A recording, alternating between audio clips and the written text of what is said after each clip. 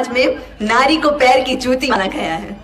बचपन में स्त्री पिता के अधीन रहे, युवा अवस्था में पति के अधीन रहे और पति की मृत्यु के बाद अपने पुत्रों के अधीन रहे, खुद स्वतंत्र होकर ना रहे, ऐसा मनुस्मृति में लिखा गया है।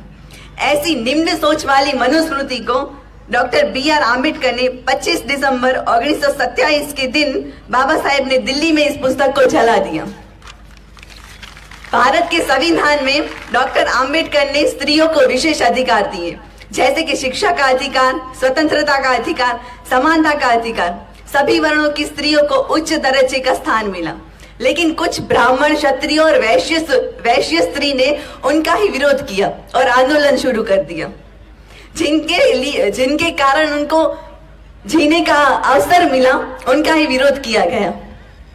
आज हर कोई स्त्री अच्छी स्कूल में जाकर अच्छी शिक्षा प्राप्त कर रही है। अलग अलग क्षेत्रों में स्त्री अपना स्थान प्राप्त कर रही है। कोई शिक्षक, कोई वकील, कोई डॉक्टर, कोई इंजीनियर, तो कोई मुख्यमंत्री और प्रधानमंत्री तक अपना दर्जा प्राप्त कर चुकी है। ये मुमकिन हुआ तो सिर्फ और सिर्फ हमारे B.R. आम्बेडकर की वजह से, और उनके ही एहसानों को हम भूल जाएं।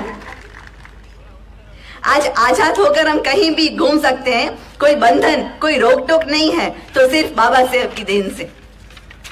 राष्ट्रपिता ज्योतिराव फुले ने अपनी पत्नी सावित्री फुले को शिक्षा दिलाई और उनकी सहाय से समाज और देश में महिला शिक्षण के विचार को जागृत किया। महेशपंथी धर्म की स्थापना करने वाले महापुरुष श्री धड़ी मातंग देव ने आज से 1500 साल पहले महिलाओं को धार्मिक तौर से सम्मान दिलाया, जो 100 साल पहले भी नहीं था। महेशपंथी धर्म ने आज भी पूजा पाठ की शुरुआत स्त्री के हाथ से होती है और पूजा का अंत भी स्त्री के हाथ से होता है।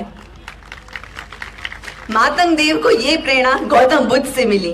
गौतम बुद्ध ने आज से 3000 साल पहले महिलाओं को दीक्षा दिलाई और इसी सोच को आगे बढ़ाते हुए आम्बेडकर ने महिलाओं को संविधान में कानूनी तौर से अधिकार दिलाए। आज मैं गर्व से कह सकती हूँ कि मेरी स्कूल लिविंग सर्टिफिकेट में बौद्ध धर्म लिखा हुआ है, और शायद आप लोग भी ये जानते होंगे कि विश्व का ये कानून है कि जिस देश में जिस धर्म की वस्ती ज्यादा होती है, उस देश में उसी धर्म का राज होता है। पूरे देश की व्यवस्था उनके हाथों में होती है जिनकी धर्म की संख्या ज्यादा होती है। आशा रखती हूँ कि आप सभी के बच्चों की स्टडी में भी एक दिन बौद्ध धर्म लिखा होगा, और तब आजादी दूर नहीं। डॉक्टर भीमराव का एक सपना था कि भारत बौद्ध सेंटर बने, और उनका ये सपना अब मूल निवासी साकार करेंगे। जय भीम, जय बुद्ध।